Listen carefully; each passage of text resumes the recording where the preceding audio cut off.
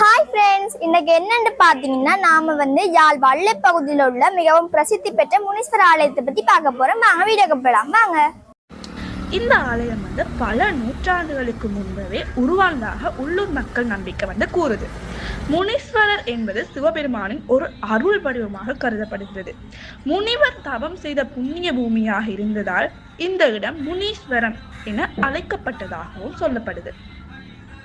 பழைய காலங்களிலெல்லாம் இப்பகுதியில் விவசாயம் மற்றும் கிராம வாழ்வை மையமாக கொண்டிருந்ததால் மக்கள் தங்கள் பாதுகாப்பு, மழை, விளைச்சல் மற்றும் குடும்ப நலனுக்காக இந்த ஆலயத்தில் வழிபாடு செய்து வந்திருக்கிறார்.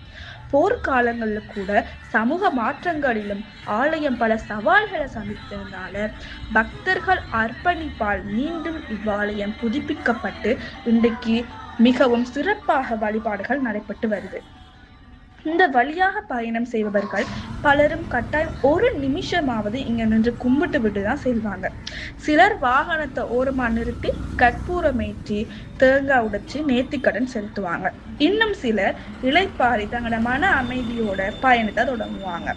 ஏன் இவ்வளவு நம்பிக்கைன்னு பார்த்தீங்கன்னா, மக்கள் நம்பிக்கைப்படி முனீஸ்வரன் இந்த பகுதியில் ஒரு காவல் தெய்வம்.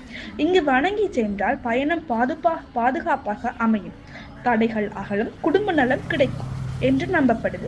இதனால்தான் இந்த ஆலயம் ஒரு வழிபாட்டு தலம் மட்டுமல்ல, பயணிகளின் நிறுத்தமாகவும் நம்பிக்கையாகவும் திகழ்கிறது. நீங்களும் இந்த வழியாக சென்றால் ஒரு நிமிடமாவது தரிசித்து செல்லுங்கள்.